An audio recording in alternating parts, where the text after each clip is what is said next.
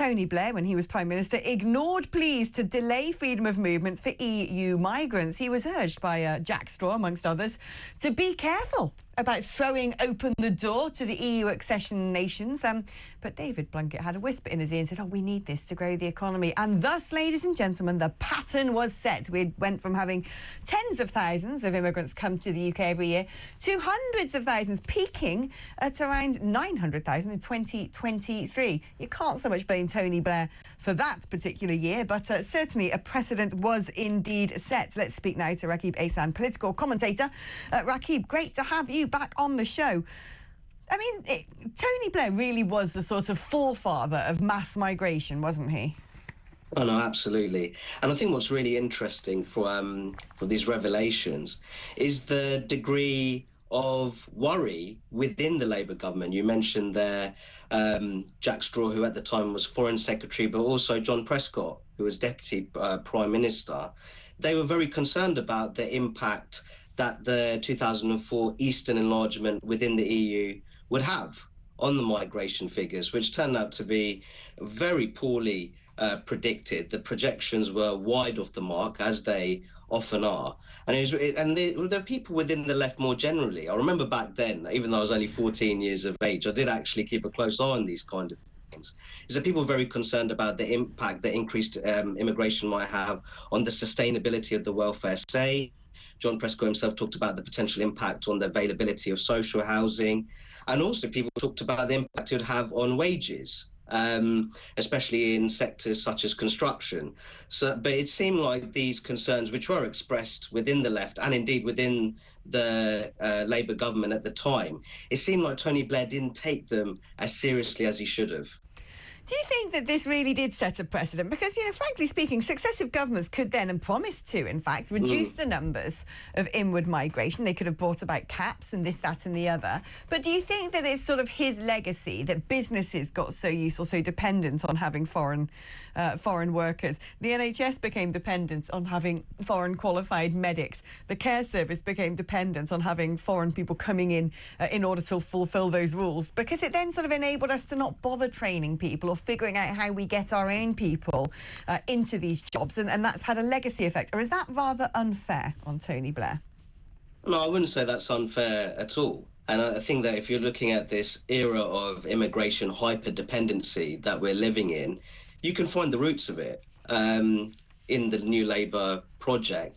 And I think that kind of thinking that many people share, in my view, having an active industrial strategy, investing in British people's skills, training, especially for sectors such as health and social care, having those bursaries, scholarships, apprenticeships, internships, which really allows you to have a better skilled workforce in an admittedly competitive global environment. I think much of that thinking was left by the wayside. And instead, what we saw was that there was this growing reliance on cheap foreign labour, which was welcomed a great deal by big business. And also you had growing forms of thinking where people used immigration as a way of maximising global welfare, perhaps because Britain, a former colonial power, it was guilty of all these grave injustices. A way to atone for that was by having a liberal immigration system. That form of thinking, I think, is deeply toxic and is to be rejected. But I think that those forms of thinking gained in popularity, not so much in the wider population, but I think within the British political establishment. And I think that's why we are where we are when it comes to immigration and also issues surrounding integration and population change.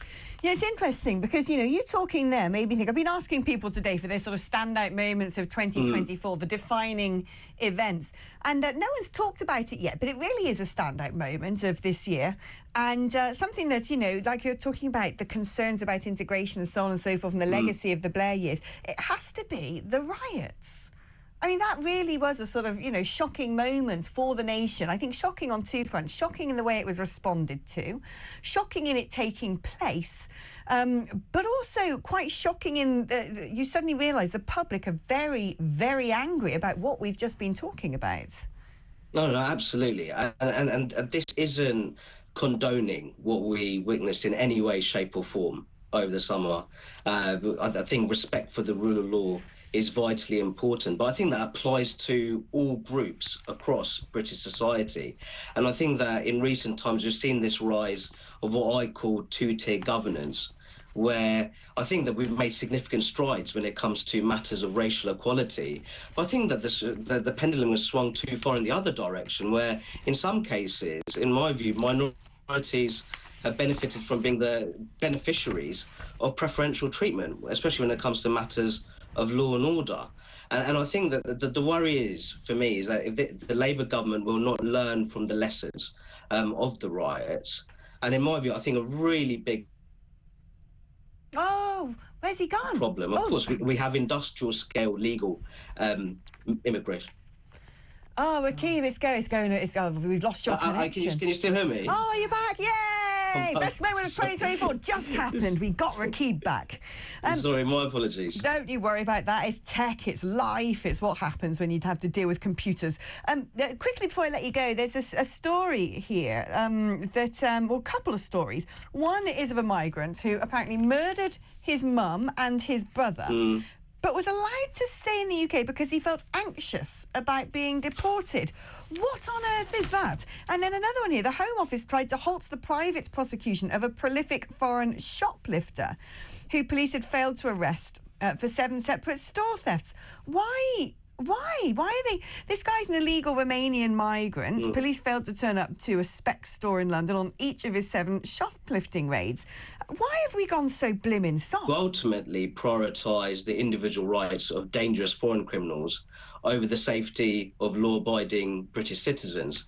I don't care much for whether a dangerous criminal who's been convicted in their homeland of killing their own mother and their own sibling, if he feels anxious, if he was to be deported to his country of origin. That's of no concern to me, because ultimately what needs to be prioritised in these kind of situations is the safety and security of the British public. So I think that we need to have a discussion about our human rights framework and also our relationship with the ECHR. I think that's something that needs to be discussed more as we head into the future. Well, here we go. Maybe 2025 is the year for it, but under a Labour government, I doubt it, sadly. Rakib, it's been a pleasure talking to you throughout 2024 and looking